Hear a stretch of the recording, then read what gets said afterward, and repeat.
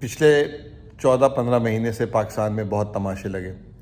پاکستان جتنا جسے کہتے ہیں پیچھے جا سکتا تھا وہ اس کو لے جایا گیا، معاشی طور پہ، اخلاقی طور پہ. ہر وہ اقدام اٹھایا گیا جس سے جو ہے موجودہ حکومت جو ہے اس کے اقتدار کو بچایا جا سکے. اور لیکن اب یہ کہ 12 اگست کو اس حکومت کا اقتدار ختم ہونا تھا. جب یہ اقتدار میں آئے تھے تو اس وقت جو ہے سرگوشیاں ہوتی تھی کہ یہ آئے جانے کے لیے نہیں ہیں اور یہ جو ہے قابض رہیں گے. اور عین اس وقت جب حکومت ختم ہونے کا ٹائم ہوگا تو ملک میں بہانہ کر دیا جائے گا فائنینشیل ایمرجنسی کا، اور 1 سال کے لیے حکومت کی جو ہے مدت بڑھا دی جائے گی. بہرحال وہ ہو نہیں سکا. آئی ایم ایف شاید سمجھ گیا تھا، اور آئی ایم ایف نے جو ہے ایک پروگرام جو ہے دے دیا جون کے آخر میں، جس سے شاید اس حکومت کے تمام خواب جو ہیں وہ اس کی تعبیر شرمندہ تعبیر ہونی تھی، تو وہ تبدیلی ایک آئی. اب اس دوران جو ہے ایک شوشہ چھوڑ دیا گیا کہ جو ملک کے کیئر ٹیکر وزیر اعظم ہوں گے وہ اگلے وہ اسحاق ڈار صاحب ہوں گے. اس سے زیادہ مطلب جوک کے لیں، مذاق کے لیں، یا اس ملک کی جسے کہتے ہیں ویسے ہی آئین کی دھجیاں اڑا دی گئیں ریلیف لینے کے لیے، اور اب کہہ رہے ہیں کہ الیکشن ایکٹ میں تبدیلی کر دیں گے، اور پہلی دفعہ ایسا ہوگا کہ ملک کا جو کیئر ٹیکر پرائم منسٹر ہوگا اس کے پاس وہ والے اختیارات ہوں گے جو ایک الیکٹڈ پرائم منسٹر کے ہوں گے. حالانکہ کیئر ٹیکر کی ڈیفینیشن یہ ہے کہ وہ ایک نیوٹرل آدمی ہو، الیکشن فری اینڈ فیئر کرائے، اور صرف وہ الیکشن تک محدود رہے، اس کی ایکٹیویٹیز اور وہ چلے جائیں. اسحاق ڈار صاحب بلی تھیلے سے باہر تو آ گئی ہے. کل کچھ ٹی وی چینلز میں اس میں اپنا خیالات دے رہے تھے، تو اس میں انہوں نے کہا کہ اس وقت جو ملک کی معاشی صورتحال ہے جس کے ذمہ دار وہ خود ہیں، اور یہاں تک شاید پہنچایا بھی انہوں نے، اب سمجھ آ رہا ہے کہ وہ آئی ایم ایف پروگرام کو کیوں خراب کر رہے تھے. لوگ بار بار کہہ رہے تھے کہ بھائی آپ کیوں آئی ایم ایف کی باتیں نہیں مان رہے، یہ جان بوجھ کے کرنسی کو روک رہے تھے اور معاملات خراب کر رہے تھے. وہ اب سمجھ آ رہی تھی کہ وہ اس لیے چاہ رہے تھے کہ آئی ایم ایف پروگرام نہ ہو اور آخر میں جو ہے وہ فائنینشیل ایمرجنسی لگا دیں.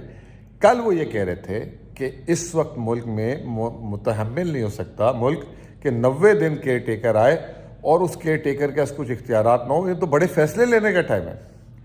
میں آپ کو 1 سال پیچھے لے کے جاتا ہوں. 1 سال پہلے جب ان کی حکومت آئی تھی، انہوں نے کہا تھا کہ آئی ایم ایف پروگرام جو ہے ایک انٹرم گورنمنٹ نہیں لے سکتی، ہم فوراً لیں گے اور اس کے بعد الیکشن میں چلے جائیں گے تاکہ انٹرم کو تکلیف نہ ہو.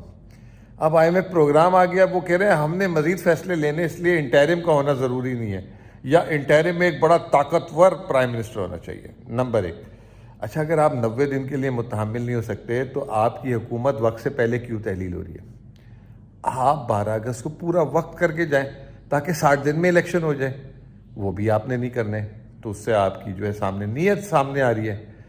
دوسری بات یہ کہ آپ 90 دن کی بات کر رہے ہیں، جو 9 مہینے آپ نے جو ہے اس ملک کو جو ہے ایک طریقے سے معاشی طور پہ غیر یقینی صورتحال پہ رکھا، جو ضائع کیے، اس کا کون حساب دے گا؟ اب اسی شخص کو آپ وزیر اعظم بنانے جا رہے ہیں، جو ہو نہیں سکتا. میں نہیں سمجھتا جس کے اندر ذرا سی بھی مطلب وہ جو ہے وہ ہوگی نا عزت نفس، تو وہ اس فیصلے پہ ایگری کرے گا.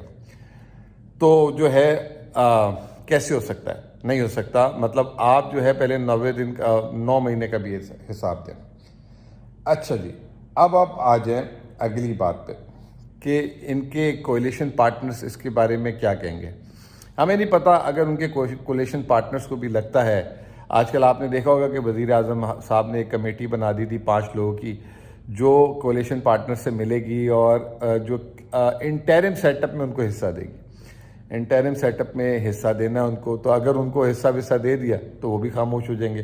لیکن سمجھدار کولیشن پارٹنرز جو ہیں وہ جو ہے صورتحال کو جو ہے انہوں نے نوٹس کر لیا ہے، اور ان کو ایسا لگتا ہے کہ ان کے ساتھ دھوکہ ہو گیا، اور وہ بھی میرا اپنا خیال ہے کہ وہ آواز اٹھائیں گے. میں بہت سارے واٹس ایپ گروپس ہوتے ہیں جو مارکیٹس کے ہوتے ہیں، بزنس مین کے ہوتے ہیں، جب سے خبر چلی ہے وہ الگ پریشان ہوئے ہیں کہ یار یہ ہو کیا رہا ہے. اس سے الٹا مارکیٹس کے جو بھی ہے یہ آپ سن لیں کہ مارکیٹ کا کانفیڈنس، انویسٹرز کا کانفیڈنس اس سے ڈاؤن ہوگا، اچھا نہیں ہوگا، پولیٹیکل انسٹیبلٹی ہوگی. کیونکہ ایک تو اسحاق ڈار پہ ویسے ہی ووٹ آف کانفیڈنس نہیں تھا لوگوں کا کانفیڈنس نہیں ہے، جو بولتے ہیں لوگ کہتے تو الٹا کر دو. اب آواز ہے اسحاق ڈار صاحب. کیوں اسحاق ڈار صاحب؟ کیا ان کی کوالیفیکیشن کیا ہے؟ کیوں پچھلے 30 سالوں سے پاکستان کو بار بار گھوم کے وہ مل جاتے ہیں؟ ایک تو یہ کہ ان کا جو برسر اقتدار فیملی ہے ان کے وہ گھر کے ہیں، ان کی رشتہ داری ہے وہاں پہ. یہ ان کی لوگ کہتے ہیں کہ سب سے بڑی کوالیفیکیشن ہے. اس کو چلیں آپ 2 منٹ کے لیے ہٹا دیں. اسحاق ڈار صاحب پاکستان کے 4 دفعہ وزیر خزانہ بن چکے ہوئے ہیں. اب ان کو 5واں عہدہ ملے گا وزیر اعظم کا. مطلب آپ سوچیں کہ ایک آدمی کو 1 نہیں 2 نہیں 3 نہیں 4 نہیں اور 4تھی دفعہ بھی جو کیا اس نے، اب 5ویں دفعہ اس کو وزیر اعظم بنا رہے ہیں. کچھ آپ کو بتا دیتے ہیں. 1998 پاکستان کی تاریخ کی جو میں نے اپنی ہوش میں دیکھے نا، جتنے کرائسس آئے ہیں وہ سارے اسحاق ڈار کے دور میں آئے. 1998 میں جب اٹامک دھماکے ہوئے، اس کے بعد پاکستان کے فارن ایکسچینج ریزروز کو جو ہے جنہوں نے فریز کیا وہ ان کے مشورے پہ ہوا، جس کی وجہ سے پاکستان آج تک ریکور نہیں کر سکا. شوکت ترین صاحب ایک دن بتا رہے تھے کہ وہ حبیب بینک کے پریزیڈنٹ تھے، اور جب اٹامک دھماکے ہوئے تو پوری دنیا میں جو پاکستانی تھے وہ اتنے خوش تھے کہ وہ اگلے دن اربوں ڈالر بھیجنا چاہ رہے تھے پاکستان کو. لیکن جیسے ہی خبر آئی اکنامک ریزرو فریز ہو گئے، الٹا پاکستان میں کانفیڈنس ایروڈ ہوا اور لوگ جو ہے پینک کر گئے. شوکت صاحب کہہ رہے ہیں انہوں نے ان سے بات کی کہ آپ نے کیوں کیا ہے، انہوں نے کہا نہیں یوں ہو گیا وہ ہو گیا. تو پاکستان کا سب سے پہلا کرائسس 98-99 اسحاق ڈار صاحب اس وقت ایڈوائزر پھر وزیر خزانہ لگائے گا. پھر 7-8 مہینے بعد مشرف صاحب آئے، ان کو جانا پڑ گیا، نکل گئے.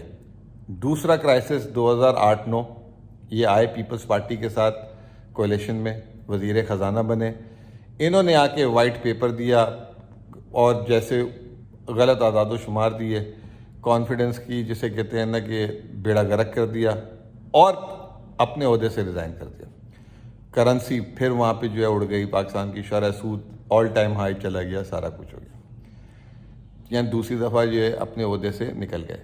پھر 2013 سے 2017 تک رہے. 2017 میں جیسے ہی معاشی حالات خراب ہونا شروع ہوئے، اسحاق ڈار صاحب پھر نکل گئے لندن. اور پھر آپ کو پتہ ہے 2018 کے بعد کیا حالات ہوئے، پی ٹی آئی نے آ کے ٹیک اوور کیا، چیزیں خراب ہوئی. اب یہ 2022-23 میں آئے. 2022-23 میں آئے، یہ تو ساری آپ کے سامنے میموری ہے اور جو کچھ ہوا آپ کے سامنے ہے. اور اب جو ہے انہوں نے آئی ایم ایف پروگرام میں لیٹ کیا، پاکستان کو دیوالیے کے سٹیج پہ لے کے چلے گئے. آئی ایم ایف نے جو اپنی رپورٹ دی ہے باقاعدہ ان کو چارج شیٹ کیا ہے، بہت برے طریقے سے چارج شیٹ کیا. اگر آپ کوئی رپورٹ پڑھ لیں تو کوئی عزت دار آدمی اپنے عہدے پہ نہیں رہ سکتا. اس کے بعد اس کا کریڈٹ لیتے نہیں تھک رہے تھے، جس میں ان کا کوئی لینا دینا نہیں تھا. اور میں نے آپ کو ابتدا میں بتایا بھی کہ اب سازش سمجھ آئی کہ کرنا کیا چاہ رہے تھے. اور اب فائنلی جو ہے یہ وزیر اعظم کے عہدے پہ بیٹھنا چاہ رہے ہیں کہ اگر آگے الیکشن دیر بھی ہوتی ہے پھر تو یہ قابض رہیں، اور جب تک قابض رہیں، جب تک ماحول نہ بن جائے الیکشن ان کے فیور میں نہ آ جائے. یہ ان کی اسٹریٹجی ہے. میں سمجھتا ہوں یہ کامیاب نہیں ہونی چاہیے. الیکشن کمیشن اگر اس چیز پہ حامی برتا ہے اور لیڈر آف اپوزیشن، اور وہ تو کوئی گھر کے آدمی ہے، تو بہت برا ہوگا. بہت بہت